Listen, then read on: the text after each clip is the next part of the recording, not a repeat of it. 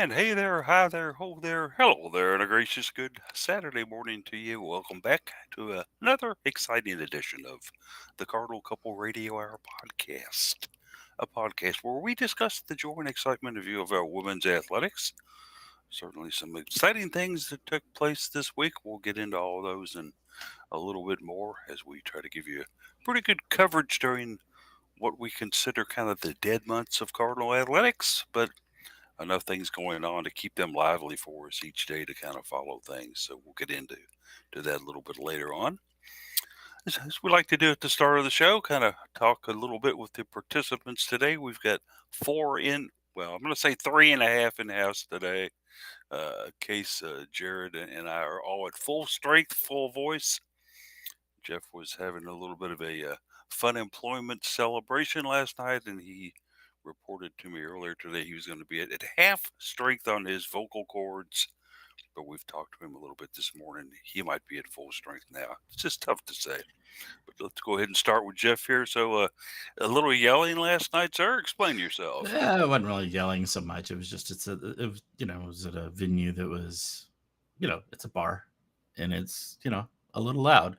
And I was talking with a lot of people. I had a lot of people come out. I just kind of put out a call. I was celebrating, as mentioned, celebrating my fun employment this weekend. I define fun employment as that time period between quitting one job and starting the next one. So, I gave notice, and my last day, my previous job was yesterday, and start the new one on Monday. So just the weekend for me in this time around. But just put out a call to people in whatever forums that I could find that I interact with various people in, and say, hey, come celebrate. I'm gonna have just hang out and meet and greet and talk and whatever. And it's good. Had probably 10, 15 people show up and chatted and had fun and caught up with some old friends, some former coworkers, and had a good time. And just, there was a lot of talking. And I'm a bit of an introvert, and so I think I wore my voice out a little bit. So, Did you guys sit at the long table between the bar and the couches? uh, That's where we ended up because we had about that same number of people. no, I went over to the corner. If you're facing the couches from the bar, over to the right. Yeah, over in that corner over there. So, yeah, this is a mile wide brewery. It's a good brewery. They're good folks there. So, and it's good. It's a good place for something like this because they have a lot of space just spread out. Yeah.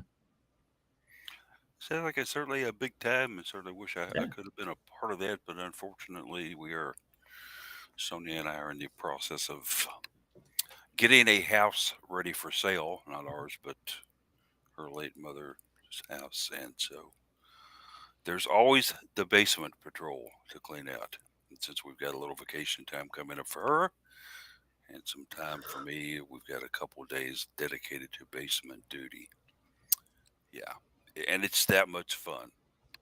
Following the old rule of if you haven't used something in 2 years, do you really need it? In her case, we haven't touched most of that stuff in 5 to 10 years. So there's a lot of stuff being lined up to be hauled away to whatever. No, I really don't care. Case in the house as well. Case was trying to get on board a little bit this morning, had some difficulties, but he's with us now, having a full day of it already today. So, Case, what's happening, man? Yeah, just trying to catch up on sleep. It's the way it goes. Woke up at about 8:15. Was like, yeah, I could get up now or not. And then around 9:15, you're like, Case is writing this morning's article, right? I was like, yeah, I'm gonna get to that, I suppose. But I am now on the second cup of coffee. I've had some breakfast, got that article posted, and just recovering. Part of the lack of sleep was we did a celebration of our own, similar to what Jeff had on Thursday night. Not for me, but for some other coworkers. Coincidentally, also at Mile Wide, and we closed it down. I think they close at 10 on the weeknight, and we probably spent another half hour, 45 minutes talking in the parking lot as all the employees filtered out after, and then headed home. And I was too jazzed up to go to sleep, so I think Thursday night probably didn't get to bed until well after midnight. But in addition to the lack of sleep I get on any regular night. So Saturdays I like to catch up as much as I can. But um, yeah, feeling good now. So take some time to enjoy the nice weather instead of all the heat if we can this weekend. Oof. And making a mental note here not to disturb Case on Saturdays before 9:30. Okay. I very frequently I'm up before then. It was just today couldn't get myself out of bed. Somebody who's usually up at the crack of dawn, when we know that because he's a busy man in all parts of Kentucky. And Jared Anderson, keep what's going on with you this week, buddy?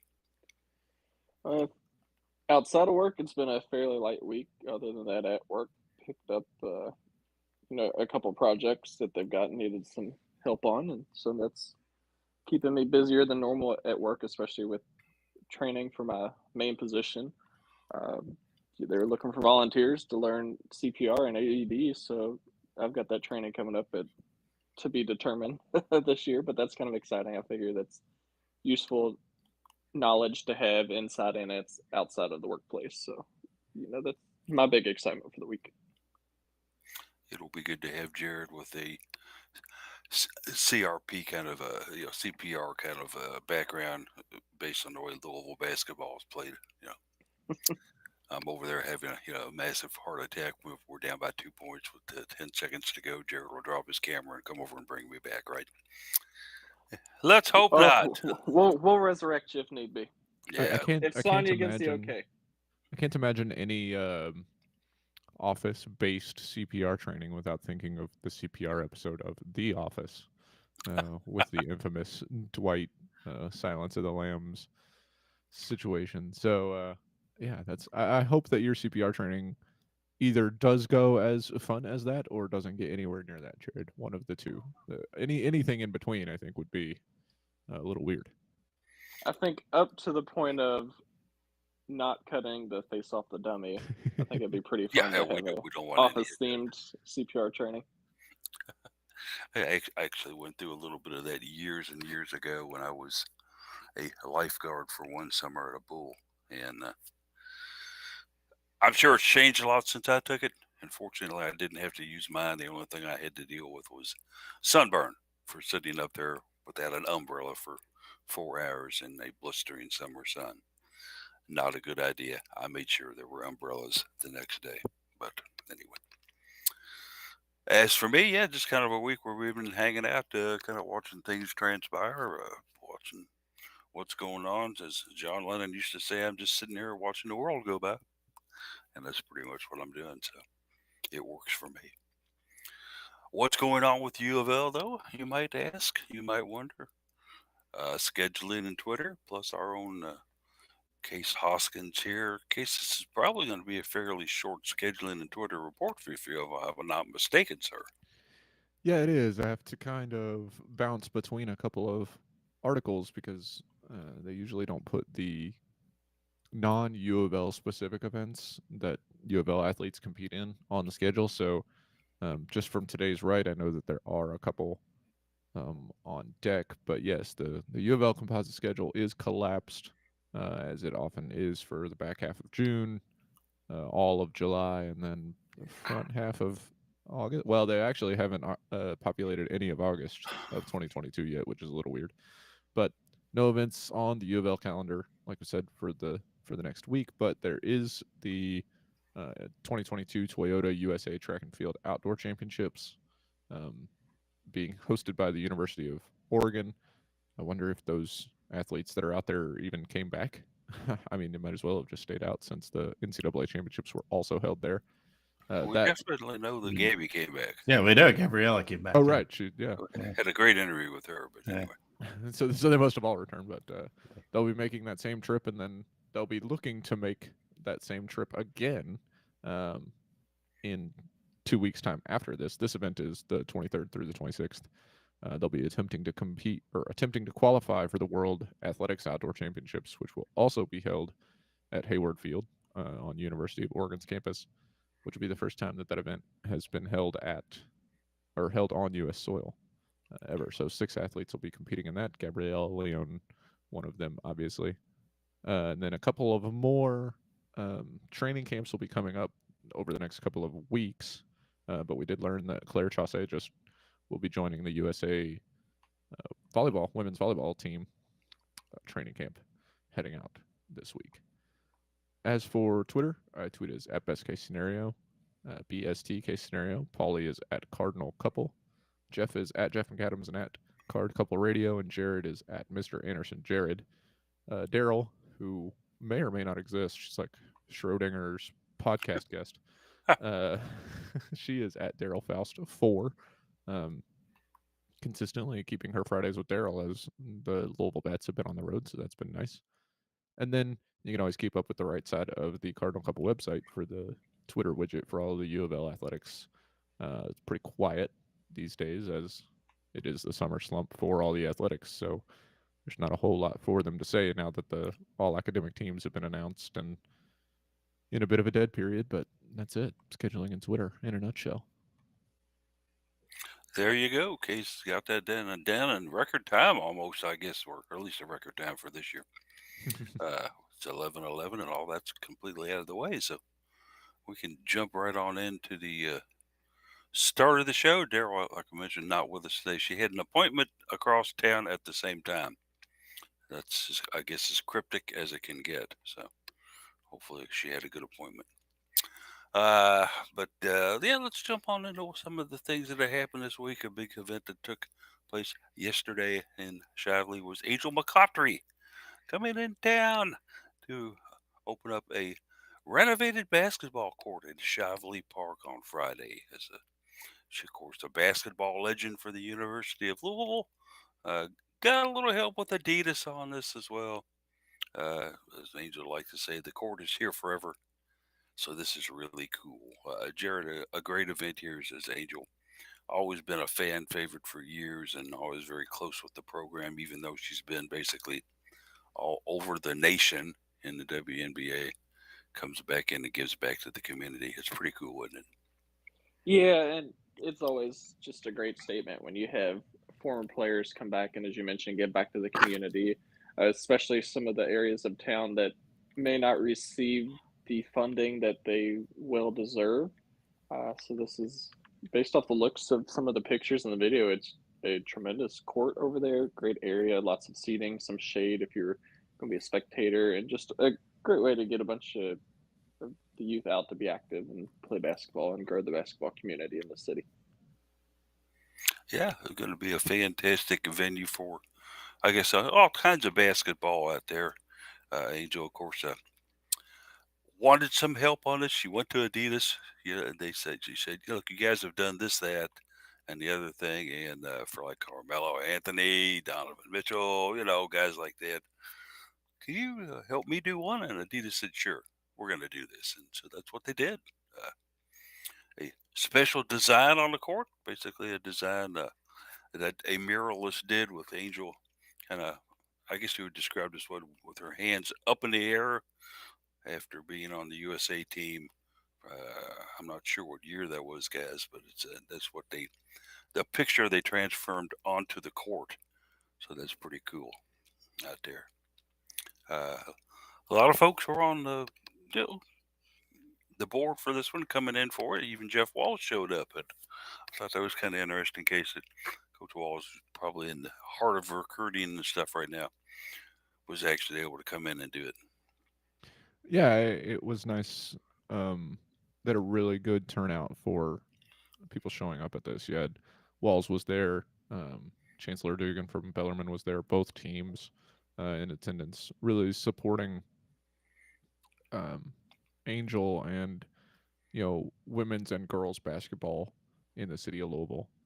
It's very important for, I think we've seen with how racing Louisville and Louisville City have had impacts on the youth and racing on young girls in the city of Louisville and that want to play soccer.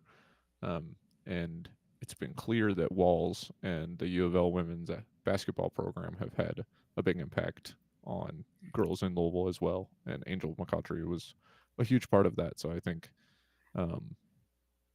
having them there to support her, to support this initiative, I think that it not that she needed more credence to be lent, I guess, but showing that that support is there and that this is not just a one-off, because it is a little unusual, right? Because Angel's not from here. This is very frequently something that happens in an athlete's hometown, but that she cares so much about the city of Louisville and giving back to this community, I think is very impactful as well. Jeff Wall was also kind of saying that it leaves just one more impression of what Angel was really about as a person. Not just the basketball player, but the philanthropic nature of Angel McCautry, the things that she does where she puts money into it and doesn't expect anything in return. Just somebody that, Jeff was obviously proud that he was able to tutor here because she was actually on the team when Jeff Walls took the coaching job. And some of the stories and accounts of that over the years, Jeff kind of alluded to the fact that Angel was just about ready to go. And Walls came in the nick of time, and also with bringing in Candace Bingham, he was able to keep her at Louisville for her remaining time.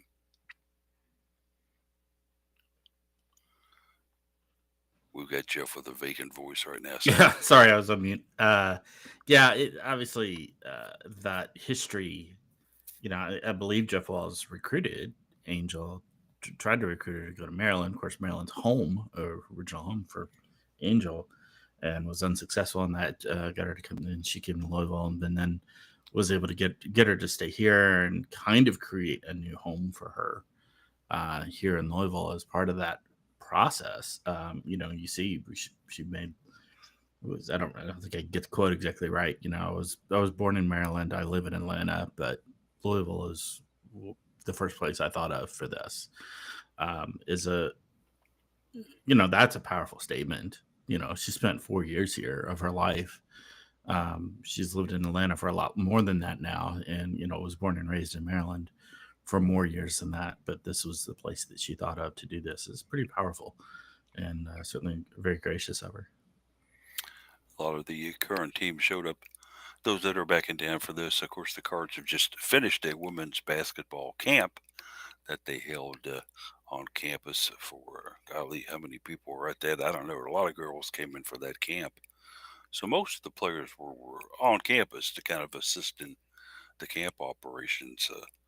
And so a great turnout for what is certainly something that Angel McCautry is known for. And there's a couple of people have asked me, now that Angel is kind of not on a permanent hiatus, but on kind of a temporary hiatus from playing in the WNBA. She's obviously had some knee issues over the years and stuff. I'll just kind of throw this one out to you guys to kind of bat around a little bit. Angel McCautry as a potential coach at Louisville, an assistant coach, guys. What's the thought on this? I'll start it out and I'll say I think it's a great idea. On the recruiting trail, yeah, a lot of girls out there are going to say, "Who's coming to see me? Coach Walls and Angel McCautry? Oh my God, where do I sign?" Right? She's that well known, but let's get some other thoughts on it. Is this something, Case, that could possibly benefit Louisville down the road? I mean, I know it's a stretch. I know it's a long 100-to-1 shot, but there is an open door there. Well, yeah, but I think it's kind of a question for if that's something she's interested in. I don't know that she's been super vocal about what she wants to do after her playing career. Every time she kind of is asked about her future, she reiterates that she's committed to playing, right? And when she's recovering from injury, she talks about how she's committed to getting back on the court and contributing to championship winning teams. And she hasn't talked a lot about her career in basketball after her playing career is over, but we have seen outside of basketball that she has aspirations and goals to do more than just be associated with basketball, with the ice cream shop and other like this philanthropic measures. I think that she'd be a fantastic addition. She's very well spoken. She's obviously motivational, fantastic player, has a lot of knowledge. I think that players in the WNBA have talked about how she can be kind of that guiding figure, a veteran presence. Many people talk about, um, Diana Taurasi and Sue Bird as these mainstays that are in the WNBA and have been there forever, and the impact that they have. But Angel McCaughtry also has a massive impact on young players on teams that she's a part of. So I think that she'd be a fantastic addition, if that's something she's interested in. And um, I don't think Coach Walls would say no at all to having her on the bench beside him if he had a spot open and she was interested. And Jared, let's just take a look at some of her teammates that have gone on to have some success in this area. Becky Burke, obviously doing pretty well as a head coach, several different programs. Go no further than Candace Bingham Wheeler, another one that has found some success in the coaching ranks as well. I think it's something that Angel would be good at if she decided to do, but Case makes a very good point. Is it something that she wants to do? I don't think she's ready to sit down and retire at this point from playing professional basketball. Uh, we have seen that in some of her more recent years in the WNBA, she's dealt with a few injuries, which unfortunately can happen. And the more injuries that you go through, the harder it is to bounce back. So I'm not sure how many more years that she's hoping to get out of her time in the WNBA as much as her body will allow her. But I think coaching would be probably a great way to go for her in the future itself, if that's what she wants to do. I think she'd make a fantastic coach. She was a incredible player when she played in college, and we've seen how well her professional career has been with WNBA, Team USA, multiple medals from the World Olympics. So I mean, it would be a huge asset to pick her up. And then in terms of what we see nowadays is trying to have not only women representatives, especially in women's basketball, but women of color as representatives. And she would be a great fit there. There's a lot of young girls of color needing an idol like her. So I would love to have her on board at UofL. And I think Jeff, you might probably follow with that suit as well. But another aspect about McCaughtry is McCaughtry has been, shall we say, a firm, rugged individualist believing in what her power is on a court. How well does that transfer into teaching others how to harness the power that Angel's shown over the years? Is it a coaching realm for her that could work? Yeah, that's gonna be a question. She is Angel, and she is an intriguing force of nature on the court and off, and her personality is quirky to say the least. So that's going to be a question of how well that's going to be able to be harnessed and fit into a building a team sort of environment. Obviously, she worked well with a team and plays on a team and in a team sport, so she can make it happen. But it's a little bit of a different role being in the coaching staff. Um, you know, we've seen examples of other coaches that are out there and dynamic and larger than life in personality. Even have to go further than UofL's bench recently with Sam Purcell there and others that have just been gregarious and but you got to be able to know the right time and place for that. And yeah, I think she's capable of it. Um, Again, it's that question of does she want to though, or does she want to go out and be a personality more? I don't know. I can only feel sorry for, I think, Steph Norman. If that were to happen, she's been kind of a peacemaker Yeah. for Jeff Walls over the years and talking him down off the ledge. But then having Angel stand there right next to Coach, yelling just as much, just as loudly, and making different points to a probably, I would think, very, very embattled referee, getting it in stereo, so to speak, with Angel in one ear and Walls in the other. Poor Steph Norman would probably have to just resort to getting in that, getting Coach JP to help her. I don't know what she does. Maybe just have the lights go out temporarily in the building. whatever Angel decides to do, of course, as Louisville fans will love her. We've always loved her to death, and certainly hope the best for her as she continues on in what's been a magical journey for her all these years, and a very nice thing that she's done for the city of Louisville, guys. Just cannot really thank her enough for that, and let's hope that it gets used to its full potential. Can certainly hope for that too. We'll kind of stay in the coaching realm, as it were, a little bit. We've had that not exactly a women's basketball coach on the team, more or less known as a strength and conditioning coach. And okay, yeah, maybe it was just a title they came up with because she certainly was, I think, involved in some of the coaching that went on with the University of Louisville and some of the things that they did when she was there. But Beth Burns has gotten the call and gotten the nod, and she is going to be headed out to USC to be an associate coach out there after another coach that we've certainly followed in the past, Jeff. This is a pretty cool correlation here, right? Yes. Beth Burns is a great basketball mind. I don't think anybody's going to dispute that. She's headed out there, and that's a great pickup for them to get that great basketball mind on their bench and contributing to their coaching staff. Good on them. There's been a steady stream over a decade and a half that Jeff Walls has been here of assistant coaches and other sorts of people in the program moving on to other coaching positions and having great success. This is just the latest one. It happens to be 2 this year instead of is a little more than usual. But I wish her well. USC, they're a decent team, but could use some.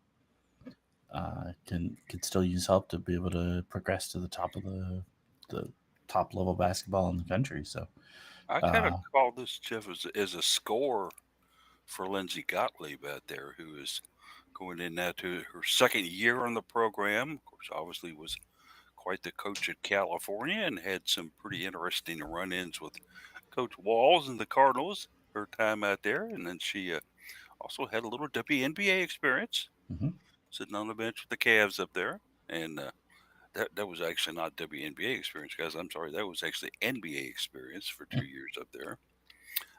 Assistant a coach with the Cleveland Cavaliers. And I'm sure she learned a lot from that experience. Comes out, takes the USC job, and gets a. I cannot just think how big a score this is for Lindsay to get Beth Burns in there as an associate coach, Chris. Fantastic move for her to make, and a pretty nice opportunity for Beth Burns, who had kept her house in San Diego. Oh, okay, it's going to be a little bit of a commute, maybe from San Diego to the campus. Yeah. But I think that, Jared, I think this is something that is going to be nice for Beth to actually get back to what she had done so many years and so well, so many different schools, coaching.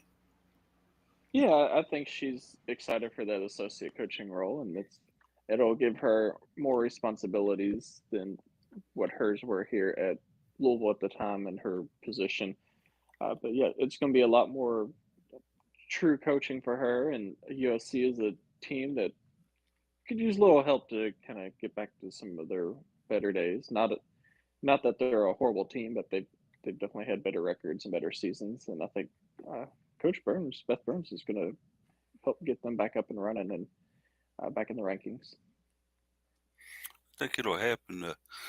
And certainly she has a style of her own. With strength and conditioning, that's another nice aspect that she's going to be able to bring at the USC case.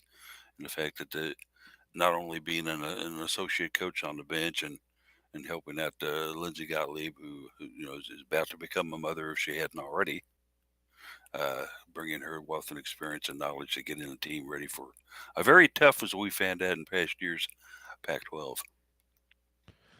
Yeah, I think that's going to be one of the important parts, right? Louisville has not been known for producing non-physical teams that people are going to be able to walk over. I think even when Louisville is not the most, um, even when they're not in the seasons where they're kind of dominating the ACC, they're a tough out for every team. And you look back at um, 2013 and the Louisville Cards. I'm trying to think if she was Beth Burns here then. I'm looking at her now, and she was at San Diego State from Mm, 2005 to 2013. So she actually, I guess, would have missed that year. yeah, But she came right in after that to show or to continue the strength of that team. I mean, that 2013 team that played against Baylor was kind of the epitome of toughness, right? I mean, the most famous picture from that is Shoni Schimmel kind of going up Shoney against the barking down giant Brick Griner. Yeah, of Brittany Griner. Um, but that's been a calling card of Louisville basketball kind of since Jeff Walls got here, and Beth Burns was a big part of that since she arrived in the start of that 2014 season. So I think that is a big part that she's going to bring to USC is that physicality and the toughness on the court. I wouldn't want to play against that USC team now. oh yeah, with that dual power. Plus, they've also got some other good assistant coaches there as well, and I think with Beth being out helping on the recruiting trail as well, they're going to be bringing in a lot of not only West Coast talent, but also Beth obviously made some grounds, in the Midwest part of our nation and on the coast and stuff like that in her 5 years here in Louisville. So I think that watch out for USC in upcoming years in the Pac-12 out there. Jared, I think that she's going to be a coach that, and Jeff as well. Just kind of let's kind of look at her what she did for Louisville. She was always one that was near the walls, sitting next to him on the bench, constantly whispering stuff in his ear. And I doubt that information, guys, was about strength and conditioning. No, she definitely acted as an advisor to Coach Walls, and to help guide players along and what she was seeing. And uh, I thought she was very solid in terms of like player development, and so that part alone with the player development is probably going to be the hardest part to replace by having her move on. Yeah, Jeff, I think that we're certainly going to, Mr. Although we've got some coaches online now that have come in. Uh, Beth was very, very, very skilled in running a practice. Helped Steph Norman with that quite a bit as well, and also was very, very skilled in actually knowing what a player needed to do to maintain a body for an entire season.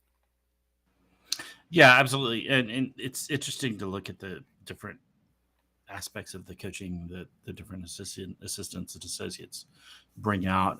Beth is obviously very quiet in her approach to things. Where you've got this, gregarious Jeff Walls head coach. You've got was with Sam Purcell now, but also even with Pineda, just being out there and larger than life, and stuff kind of takes a little bit of that backseat, a little bit more. But man, when you talk to her, she's just got that mind. She knows the game. She knows how to run things really well.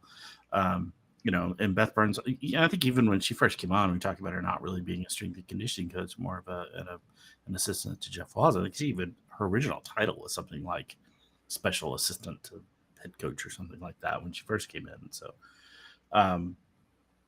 by placing her in that strength and conditioning coach role, they allowed her to that put her in a position that I think the NCAA allows more direct interaction with the team. So I think that's probably part of the choice there. But yeah, the dynamics of the different coaches is always fun to watch, and even as you go down the court, down the bench, you see some of the other graduate assistants and volunteer coaches, and you see we get down there. It's one of our favorite, Lamont Russell down there. That's is just a very cool part of this overall program, and they all add up together to greatness, and it's fun to watch, and it's fun to watch it change a little bit and alter and meld together every year. As the Jeff Walls coaching tree sprouts another branch, so to speak. We certainly wish her the best at all she does. Moving on to one of the players that she had an impact on, helping her kind of not only get ready for the WNBA, but helping her kind of get her skills to the level where they would be effective in the WNBA. Jasmine Jones. Jasmine Jones has bounced around a couple of different teams in her WNBA career. Uh, kind of, I think, got erroneously cut from the Indiana squad, but time will tell on that. Had to sit out for a couple of weeks here, but is now back in the WNBA, guys, with the Connecticut Sun. And what a way to land, You're landing with the team that's maybe number one in the entire WNBA right now as far as standing goes. Certainly a great move for her to get back in things, I think, Case, and be maybe not a main factor. I think they've got 4 Joneses on the teams now, so there could be an identity crisis there. But a chance for her to play with a team that's very, very good. Yeah, like you said, weird that she was waived by the Liberty to begin with. Then even weirder that she was cut by the Fever when they are the ones that claimed her off waivers. So we don't really know a whole lot about what was going on there, but either way, she's now with the Sun, like you said. She did play in their most recent game on Wednesday. She played 11 Actually, minutes. they played last night, but I don't know how much time she saw. Oh, gotcha. So she played on the 15th. So I guess if that wasn't their most recent game, or it's not updated, the WNBA website, you never know. The NBA does such a fantastic job of supporting the WNBA. I'm sure that they keep their schedule and stats up to date. But she played on Wednesday night against Atlanta. She saw 11 minutes, attempted 1 field goal, attempted 3 free throws. She only made 1 of those 4 total shots, but she had an assist. So not the most productive time, but in her first game with her new team, you're gonna see what you see and get what you get. So I think that we were all surprised, like I said, both when the Liberty said goodbye and then when the Fever did as well, and thought that was a bad choice by those teams. And hopefully she can prove that with a better landing spot where she can hopefully kind of fill in a role that they need and develop her skills more as well, on a much stronger team where she's not being asked to do quite so much. She was asked to do a whole lot with the Liberty, more than probably they expected and she expected, with Durr and Ionescu out. So hopefully she can build that up a little bit more, her skills, and maintain a longer career now that she's got a softer landing spot. The Sun did play yesterday. They beat Seattle Storm 82-71. Jazz did not play in that game. That must be why this is looks like I'm looking at her game logs and not the Okay. Connecticut. Yeah. So, Yeah, so since they wouldn't put that in there. Yeah. Looking at that as well as they did knock off what I think is a pretty good Seattle Storm team. And I think this thing kind of bounced around at halftime where the Storm were actually leading at halftime, if I remember right. I watched bits and pieces of that last night, and or tried to watch some of the replays on it after we got back in. But I think that a very, very strong fourth quarter from the Sun helped them win that, and the Jazz did not play in the contest. But this is a pretty decent team when you look at who's in on this team. They got DeWanna Bonner, Alyssa Thomas, Jonquil Jones, and also Courtney Williams. Mm-hmm. So Brianna Jones as well. It's a pretty strong lineup here. I hope that she can see some time with them, but I hope it isn't because of injury related. Because if they lose, a couple of these key players, it could be kind of rough for the Sun. And it gives me a reason, I think, to finally cheer for a team in Connecticut, guys. Okay. Yeah, technically they are the Sun are in the second place in the WNBA right now. They're 12-4. They're behind Las Vegas, who's at 12-2, played 2 fewer games, and they're ahead of the Chicago Sky, who are at 10-4. So again, 2 fewer games having been played there. So, so Chicago has 2 games in hand against them. So, all 3 of those teams are certainly having good years, playing competitively well, and right at the top of the league. Uh, Seattle's in fourth; they're 9-6 now after that loss. So uh, they're not quite at that top competitive level, but they're still a darn good team. Speaking of the Sky, they played Atlanta last night, and I don't think it should go unnoticed that AD, as they're officially listed on the site here, Asia Dur, played 32 minutes in this Yeah, game she and had a had great game. the They second had a great most game. points on the floor with 21 Mm-hmm. for either team. So fantastic to see them being able to get that many minutes in what we all thought kind of was a COVID recovery season. To be bouncing back and being that productive is impressive. Yeah, the Sky getting that win, but like you mentioned, 32 minutes for Asia in the contest, and then Dana even played a little bit for the Sky behind those two fine guards in Quigley and Vandersloot. Dana got in for 13 minutes but did not score. Not quite as productive of a day for Dana, unfortunately.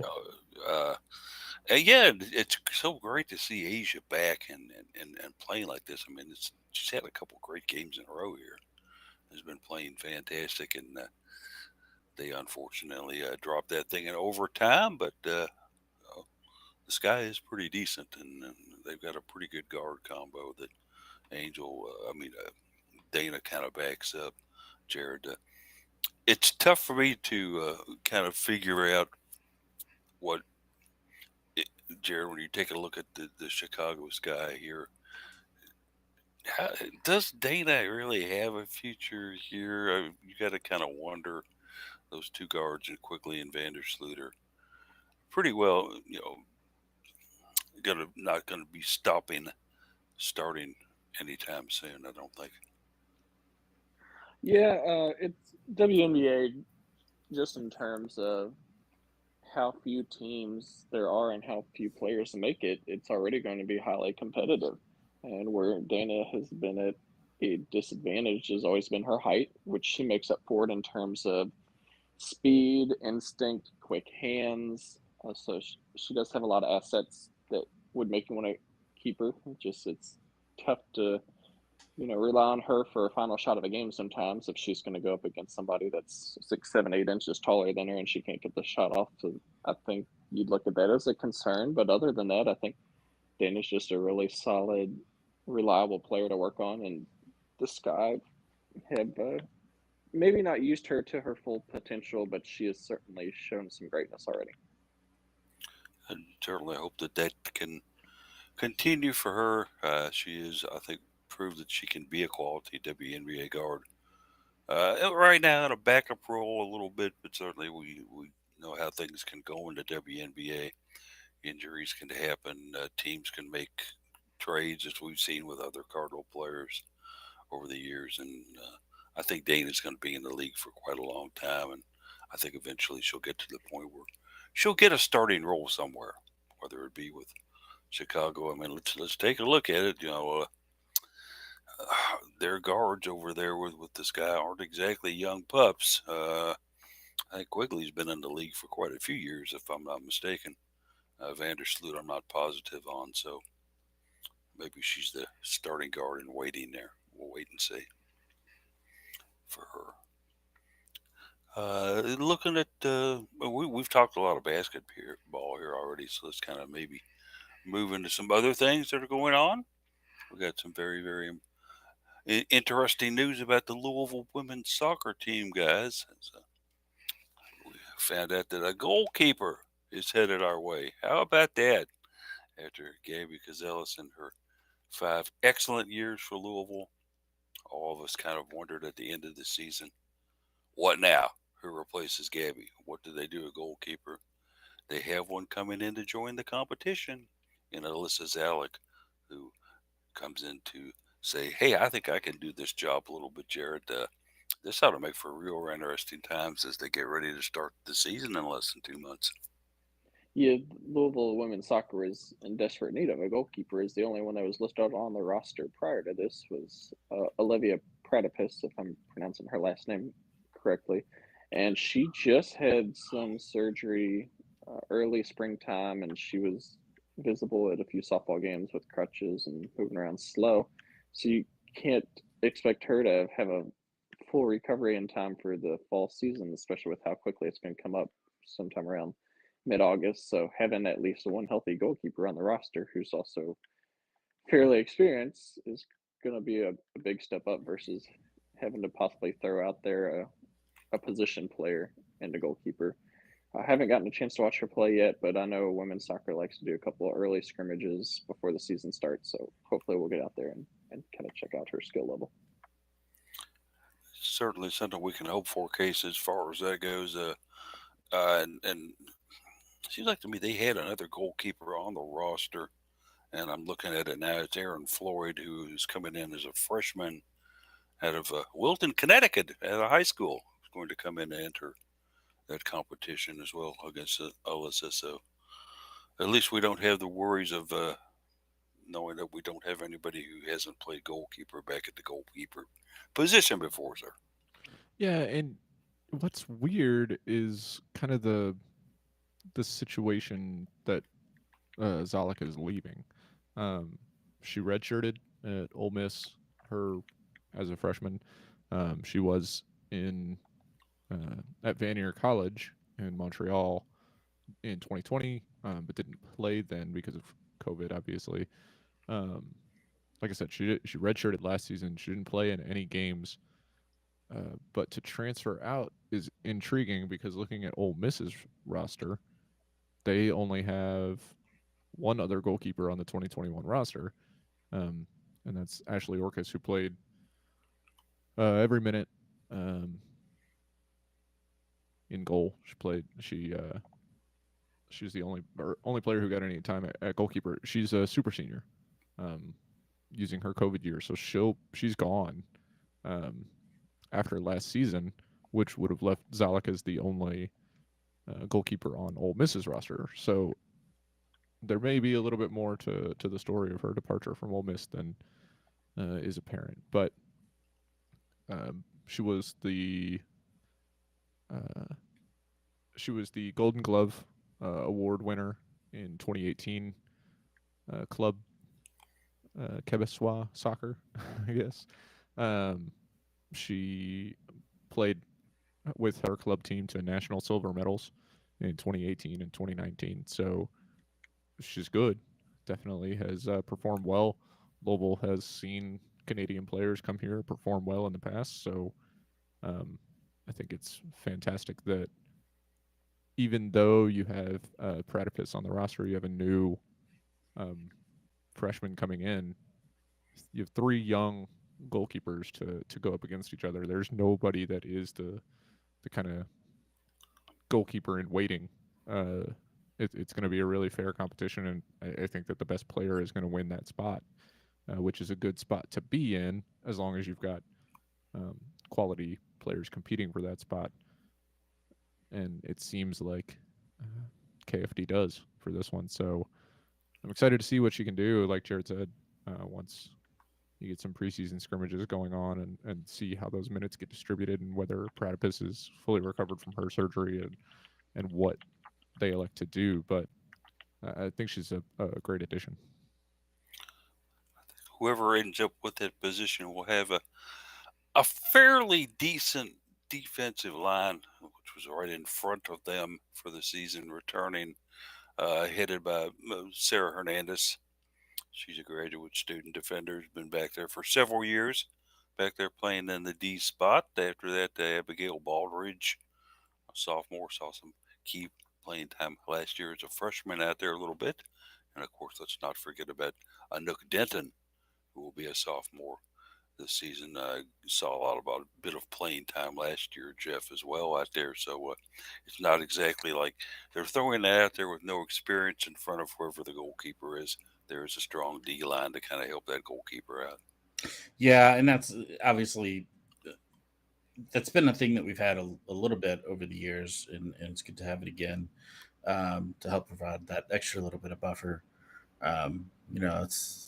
It can be entertaining to watch a goalkeeper without much of a D line because it gets very demonstrative. That's rude. But, Don't say that. Yeah, But that's we not don't, you don't want entertaining for most no of the players. No one agrees with you. No one agrees with what you're Maybe saying you're on right the now. field, it's well, not so entertaining. But if you're a entertaining sadistic can fan up there saying, "Ah, look, they're pounding the heck out," I go, "Okay, bro." Ha, ha, ha, ha. can be entertaining, can have multiple senses, but And the no, answer is no, it's sir. not what you want to see. It's obviously The you want to answer see a is good no. D line to support them, and yeah, it sounds like we got a pretty good one. Again, I'm not all that much of a soccer expert and can judge that very well, but you know, some of those players are playing with Racing's development league as well, aren't they?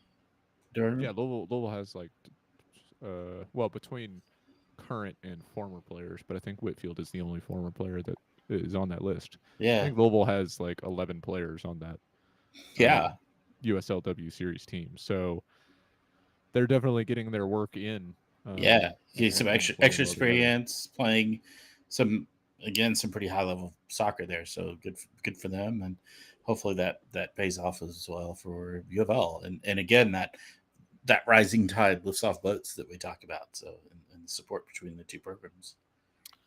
A Cardinal team that comes out of last year with a 7-7-2 record, 3-6-1 in the ACC. So, Jared, and they lost a couple key players off this team from the 21 season coming back into this year.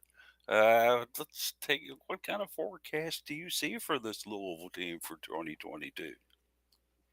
I think mostly in terms of your offense and midfield is going to be a fairly young team. Your most experience, and as you kind of hinted at earlier, is going to be your defensive line, uh, with kind of our super seniors and multi-year players that are back there already.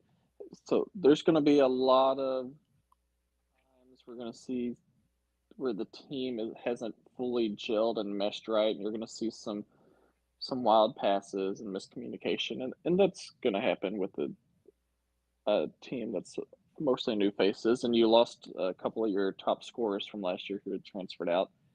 Uh, Defensively, I'm not really concerned with what's going to happen back there. I think for the most part, Louisville's had a fairly strong defense, minus a few hiccups last year.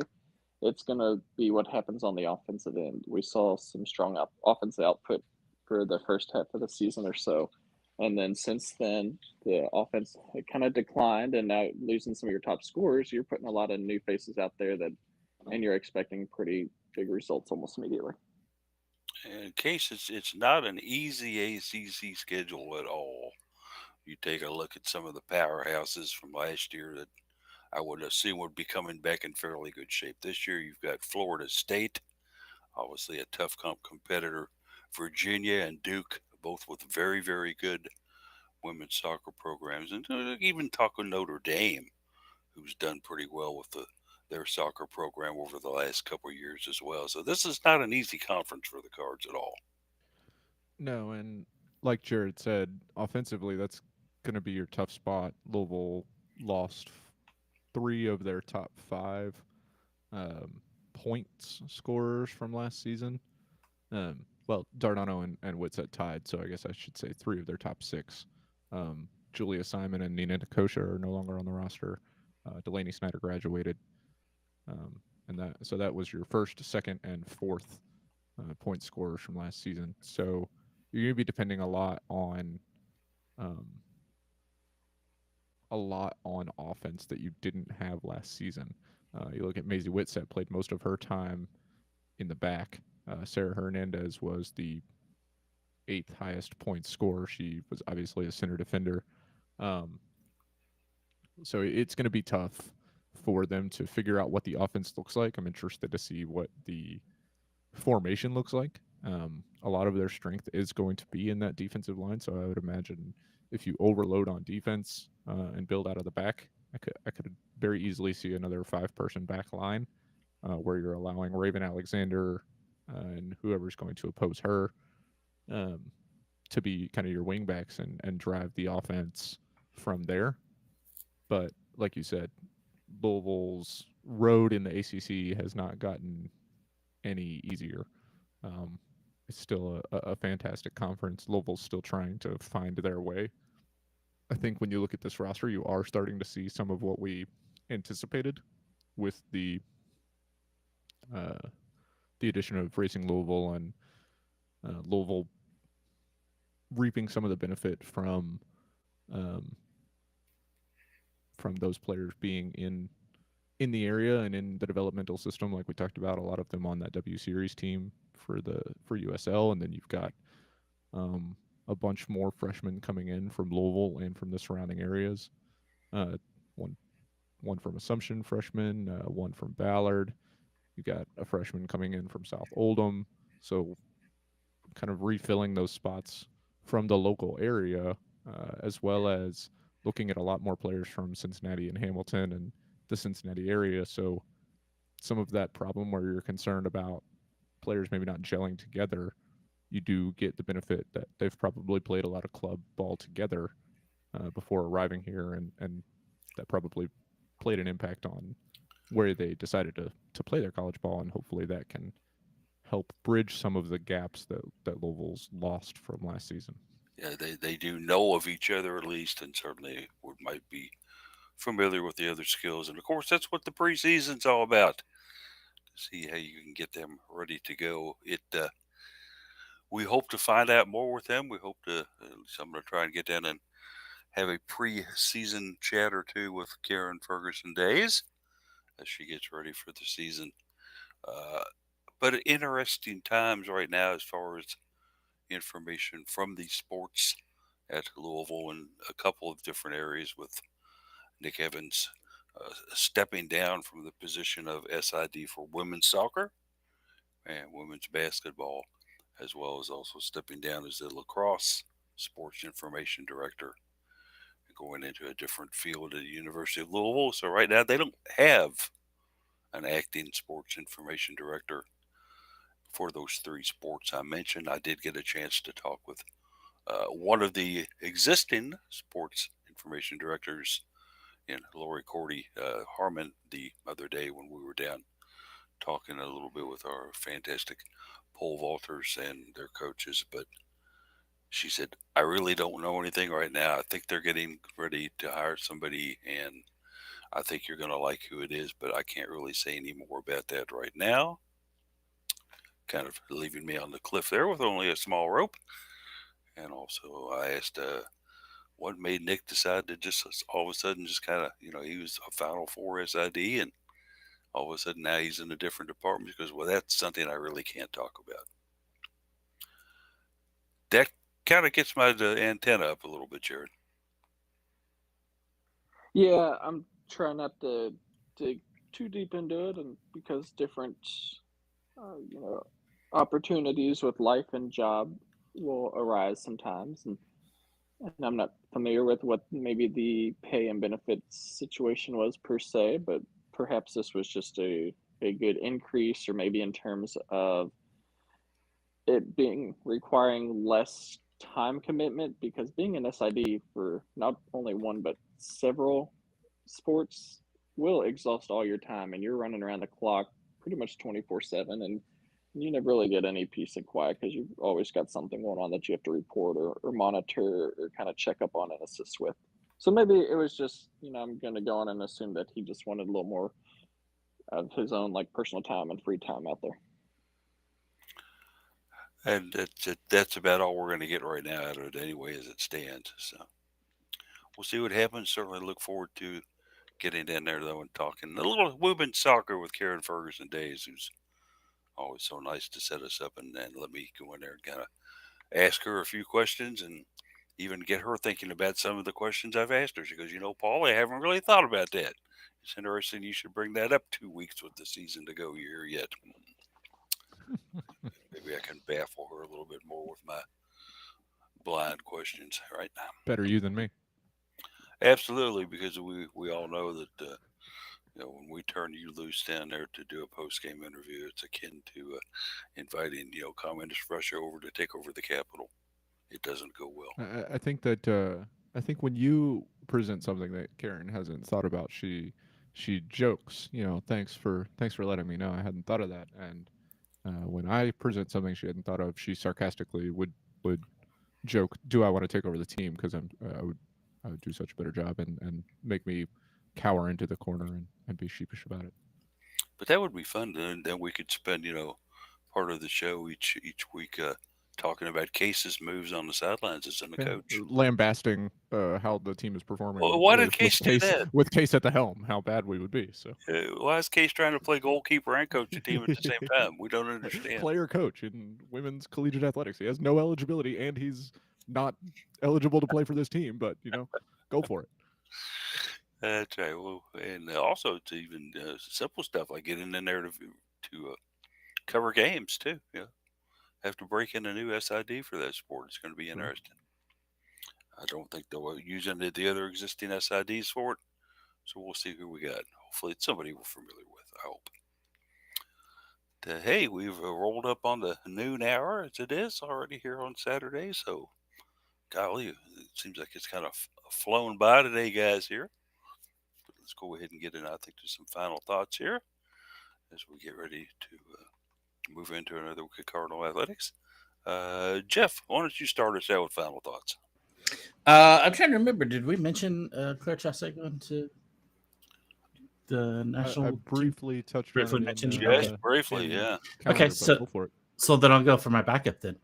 Since that's already been mentioned, I will point out also in national team program news, we do have the Volleyball Nations League that is going on. This is a multi-week event with different rosters every week that they play. This was week 2 of the event for the women. Anna Stevenson has been playing with them. She did play with the team this week as well. So that's 2 of the weeks so far that she has been selected on the actual roster to play. So playing well. They are so far they've swept everybody they played this week. They play again today, tomorrow. I think they've played already today. Play again tomorrow.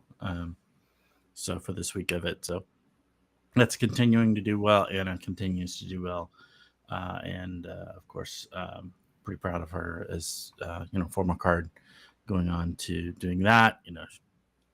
Playing professionally, getting married soon. There's just not like there's a whole lot going on in her life. So, kind of a slow summer for her. Right. All right, Case, what do you got for final thoughts? I was going to keep mine in soccer. Last, maybe a couple of weeks ago, Jeff mentioned that Racing Louisville will be taking on the Washington Spirit. That would be a Louisville versus Louisville game. Or maybe he was talking about KC at that time. But either way, Racing Louisville took on Washington Spirit last night. And Amina Ekic did see time. She came in for Alex Chidiak when she went out injured. Very early entrance. 6 minute. She was ultimately subbed out because the injury granted an additional sub for Louisville. Louisville went on to pull a draw out of that game with 2 goals in the final, I think, 25 minutes or something like that. Another small coincidence is that Nadia Nadim now leads the team in goals this season. She's only played in 3 matches, hasn't started in any of them because she was injured. So that's just kind of a funny thing. But it does end a 3-game losing streak for Louisville. So hoping that they can bounce back. They were up in 3rd in the standings, and now they sit 4th from the bottom. So good to see Amina Ekic still getting playing time. I know that there was some time where she was seeing a lot of the bench, some games where she wasn't on the bench. And it kind of felt briefly like they picked her up for the PR boost, but I'm glad to see her getting back on the field with a lot of people. She's in a pretty crowded position, so her getting time there, it's encouraging, and hopefully she can continue to make her mark and the team can bounce back. She is a battler, and she never does give up the fight. That thing you can say for sure about Amina Ekic, for sure. All right, Jared, some final thoughts? I don't really have any final thoughts today. With it being summertime and nothing happening, just, I guess patiently waiting out these next couple months before the fall sports season starts up, and we should hopefully hear some of those schedules around July. Yes, I think traditionally it's women's soccer who gets us started on our fall coverage, if I remember correct, sir. Is that Yeah, it'll sometimes bounce back and forth depending how field hockey can work out their alumni game with the alumni schedules. But like you mentioned, usually it'll be a women's soccer scrimmage that kicks things off. and that'd be in mid-August, so we'll kind of wait out that time, and it's only a couple months away, so hang in there. Final thoughts for me, just on it seems to be a great week for Gabby Leon, not only winning the NCAA Outdoor Pole Vaulting Championship, but guess what, guys? She had a birthday yesterday, too. So, gee, what else can we do for you, Gabby? Have Christmas in August? I mean, what else for you? The world is your oyster right now. And certainly, happy birthday to you. If you haven't had the chance to listen to her interview that we did a couple of days ago with her down on campus, please take the 25 minutes necessary to go back. And I think you can find it earlier in the week in Cardinal Couples information articles. What was that, Jared? Did we put that in there on Tuesday? I think, was it? I believe it was Tuesday. Yeah, just take the time to go back and listen to her, because she's such a, not only is she such an entertaining speaker, but you can also tell there's a lot of heart and passion in what she does there, and her kind of redemption tour of coming back from not making the making the pole vaulting and the track and field last year to winning it this year. Pretty incredible story. Pretty incredible indeed. But, all right. I want to thank everybody for listening today to the Cardinal Couple Radio Hour podcast. And unless you know something we don't, we'll catch you here next week, minus me, for another competitionally challenged Cardinal Couple Radio Hour podcast. Take care, everybody.